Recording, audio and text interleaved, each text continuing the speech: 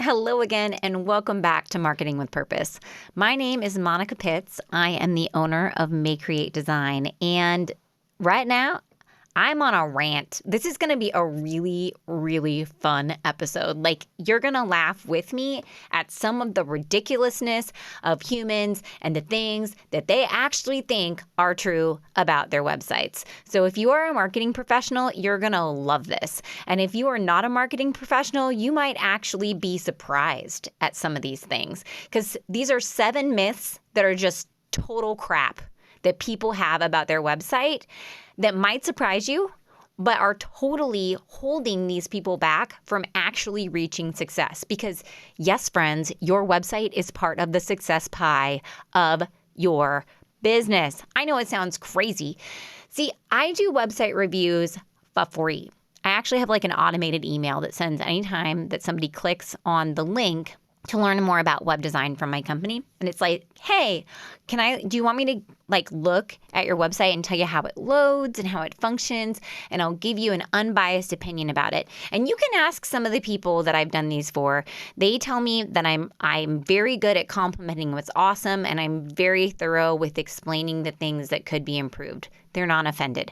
But not a lot of people take me up on this, which is kind of surprising because it's free consulting. It's totally free consulting. But you know what? I think that they just don't want to hear it. I don't think that they want to get an unbiased opinion about their website, because that might mean that they actually have to change something. Because I don't think that they're out there looking at their websites, which is doing themselves a huge disservice. People buy everything online these days, from groceries to underwear. They're buying it online. You probably buy a lot of stuff online, but when was the last time that you really looked at your website? Really looked at it. I want you, before the end of the day, to go out to your website and pull it up on one monitor. If you're a 2-monitor user, I want you to pull up your greatest competitor's website on another monitor. And if you don't have a great competitor in your area, I want you to pull up the business that you admire, the one that you're like, I want to be like these people. Even if they're not in the same industry, I want you to pull it up on the other monitor. And I want you to look at the two. And I want you to ask yourself, if my website were an Airbnb, if both of these websites were Airbnbs, which one would I rent, right? Which one would I pay to stay in and take my family on vacation in? Is it my website or is it the other website? And if it's not your website, then you need these myths, yo.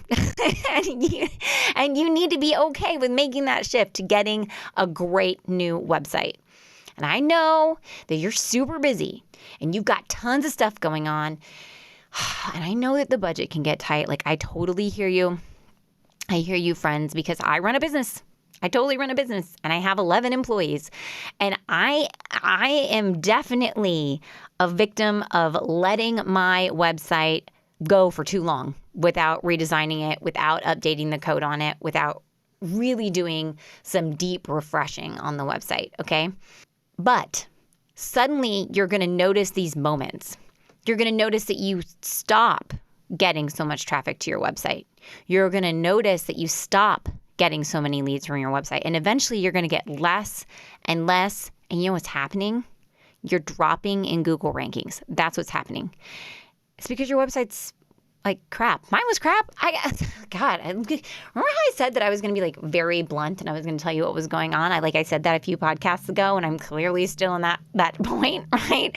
But I did it. I did this to my own website. I let it go for too long. We stopped getting leads. A web design company stopped getting leads on our website. They were few and far between, and the people that filled out the lead gen form, they weren't qualified. We didn't really want to work with them. They wouldn't even answer the phone when we called them. So they didn't really want to work with us either. But then when I redid my website and I relaunched it and revived it, I got more traffic and the leads picked right back up. It happens every single time that I do it. Is it a complete pain? Yes. Is it any fun? Well, sometimes it's fun because I kind of like building websites, but it is hard to look through all of your content through that lens and scrutinize it, because it's just, man, you feel like you're just doing no pay time activities, right? But in the end, I know it's an undertaking, But without a good website, growing your business is really hard because your website isn't serving as a bridge. It should be a bridge between the internet and the internet user and your business. It's a bridge. It's the first face that they see. And if it's not good, it's serving as a roadblock to growing your business. Am I telling you anything that you don't already know? You totally know this. You totally know this. So what are these 7 myths? I'm going to give them to you right now. Let's get to business. You're on a mission, and you just need more people to know about it. And whether you're brand new to marketing or a seasoned pro, we are all looking for answers to make marketing decisions with purpose. I'm Monica Pitts, a techie, crafty business owner, mom, and aerial dancer who solves communication challenges through technology. This podcast is all about digging in and going digital. I'll share my marketing know-how and business experience from almost 20 years of misadventures. I'll be your backup dancer, so you can stop doubting and get moving towards marketing with purpose. Myth number 1. A bad website is better than no website at all. Yeah, that's wrong. That's totally wrong, friends. And you know it. Did you do the Airbnb test yet? Did you do it? Did you go and compare yours against your biggest competitors or against the company that you really want to be like? How did it make you feel? Yeah. And that's how it makes visitors feel all the time. It makes you seem like you're not legit. Now, here's the deal. Here's the deal, though. I know that you guys don't all have a budget to blow thousands and thousands of dollars on your website. And that is not what I am suggesting. A great website isn't necessarily the sexiest website you've ever seen. It's a website that tells a story, that has legitimate content in it, that gives people what they need to know to make a buying decision. So yeah, if your competitor is actually the biggest game on the block, like if their company is really, really big compared to yours, and your website doesn't stack up against theirs, that makes some sense. It really does. But we've got a benchmark and we need to move the needle up. What can we do on your website that'll take it just one step closer to that spot, right? Because a bad website is not better than no website at all.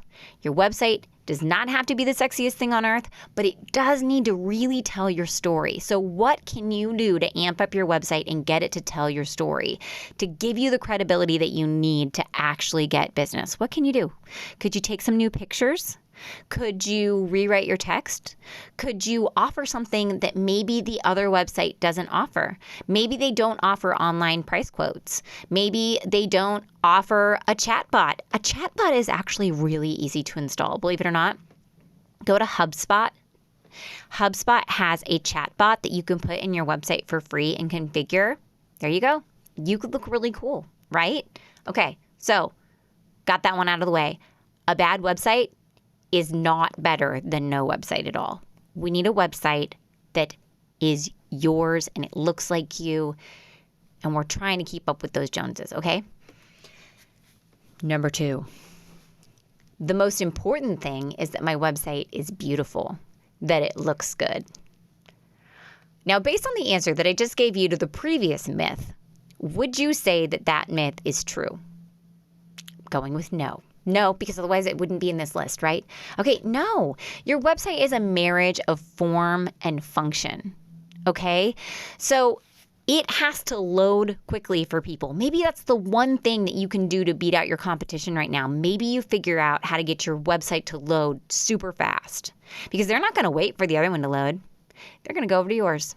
And if it looks great on mobile, that might be the trick, right? That might be the thing that you need to get that one step up on your competition.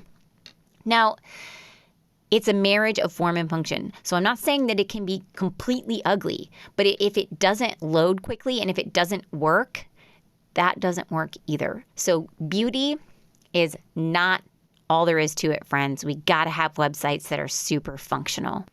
It needs to load quickly and it needs to be super easy to use. You do not need to think to use your website. If you have to think to use the website, if you would have to give people a training session to use your website, it's not good. It's not good. I don't care how beautiful it is. It's not good. It doesn't work. And it's not an asset for your company. And that's what your website should be.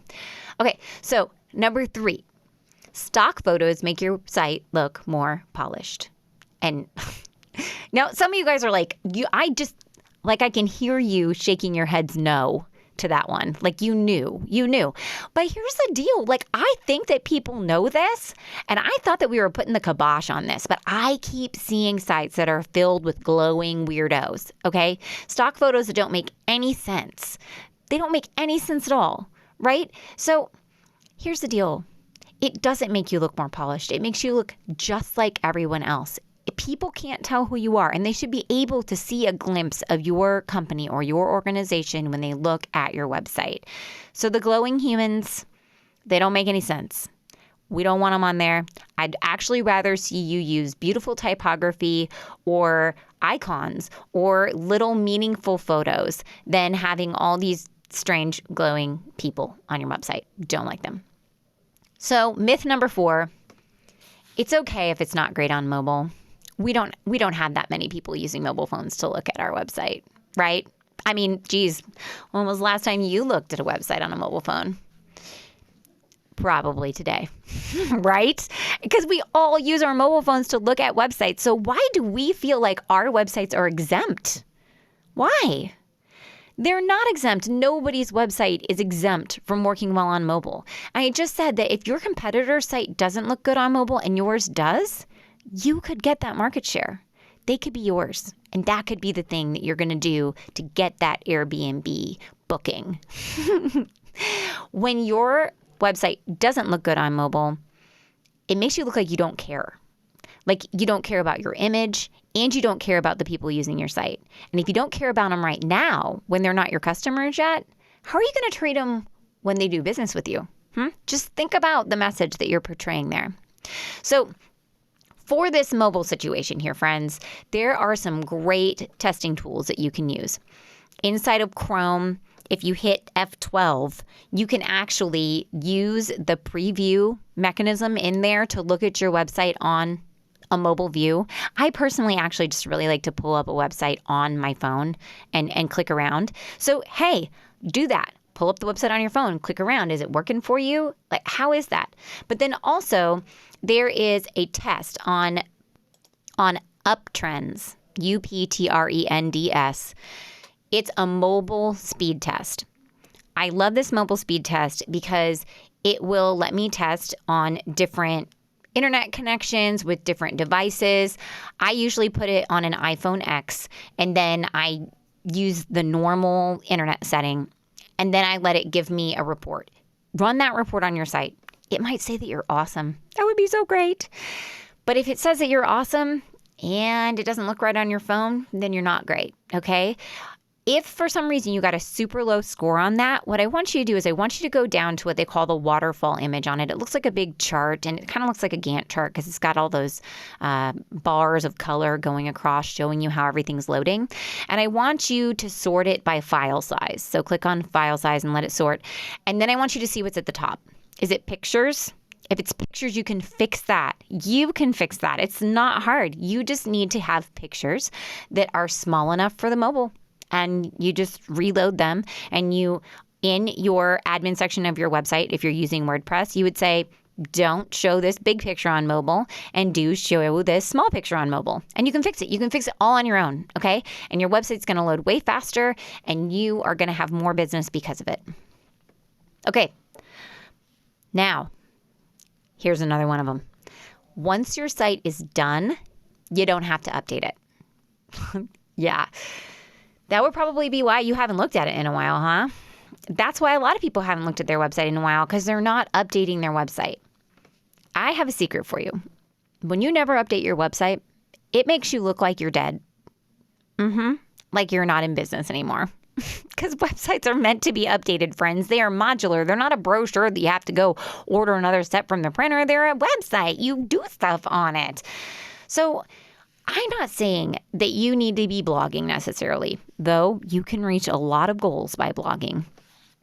I am saying that as a business, going about your normal day-to-day operations, there's stuff that you can add to your website that will add value to visitors and add value to existing customers or for employees. Think about it.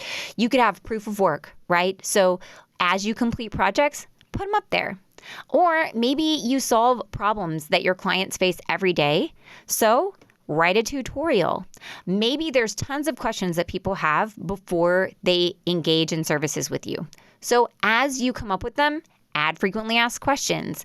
If you just had a completely successful project, add some testimonials.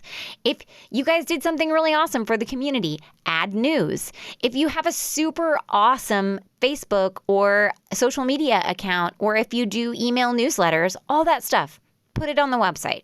It can live there forever. Pull the best stuff, put it on the website, send it out an email. You can recycle it.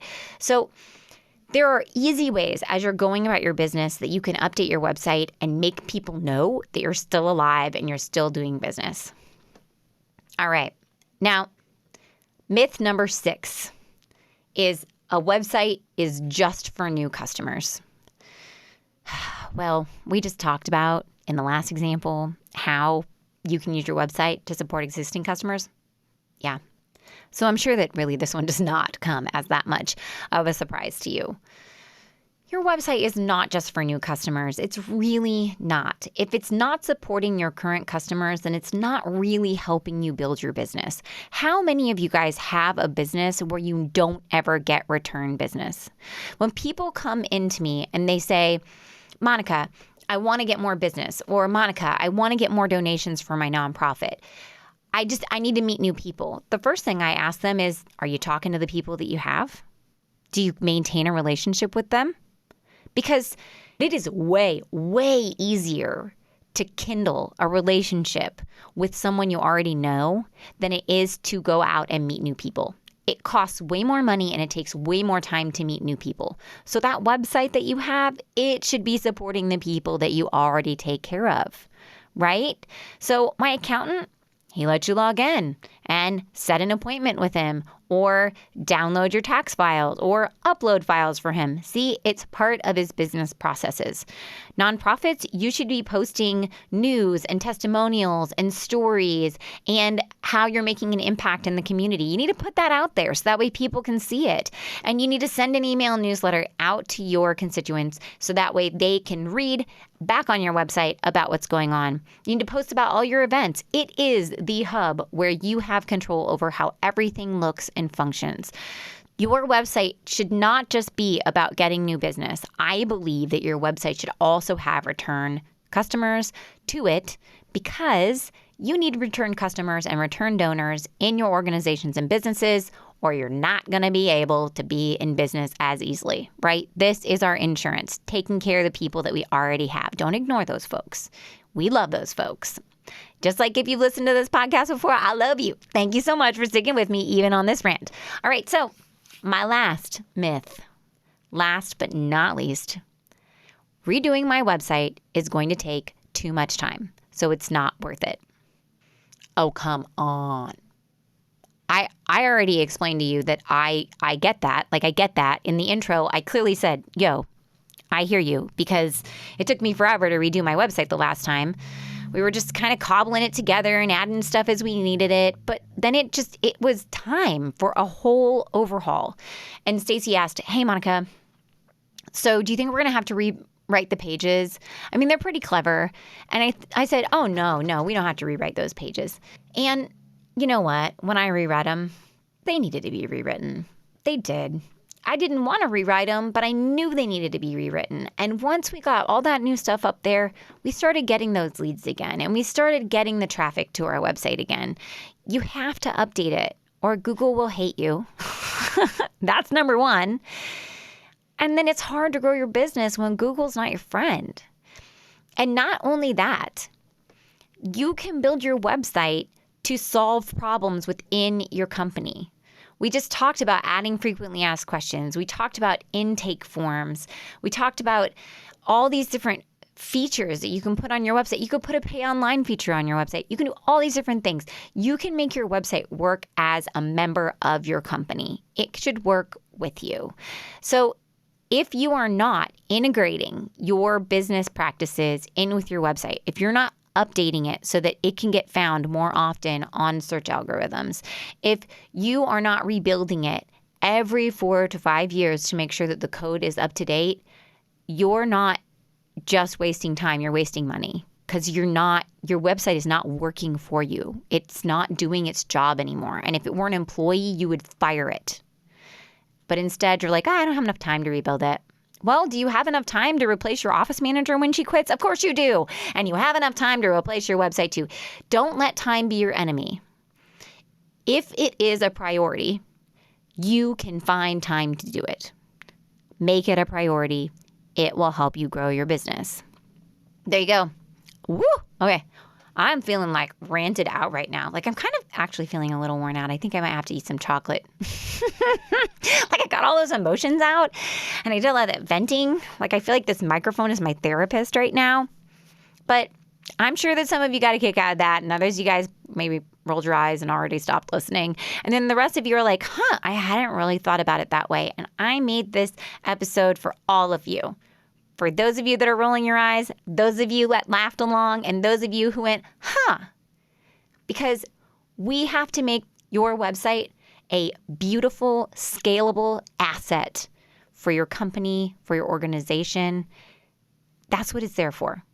It should not work against you. It should work with you and for you. And when you embrace these myths as truth, you're just allowing it to fill you.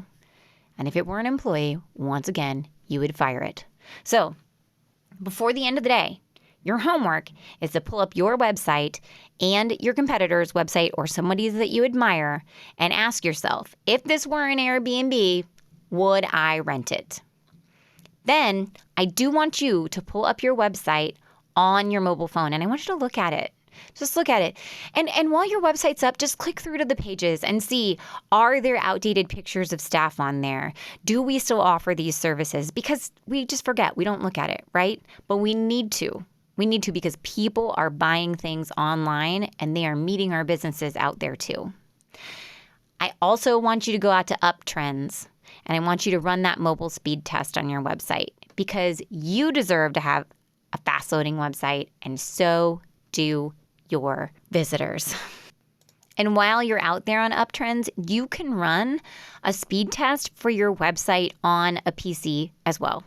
So do that and look and see, do you even have a problem? And your website might be awesome. It could be loading super fast and then I'm making you worry about nothing. And that's not what I want to have happen. I want you to feel confident about your website and I want it to work awesome for you. Right? So that's Mom Her. All right. So all these tips and suggestions, they're over on mayecreate.com. And you can get the links to all this stuff over on mayecreate.com and go forth and run these tests and make sure that you have a website that beats these 7 myths. So go get those links and do your homework, friends. All right. Thank you so much for hanging out with me today during this rant. I really do appreciate this therapy session. I feel a whole lot better, and I hope you do too. And until next time, go forth and market with purpose.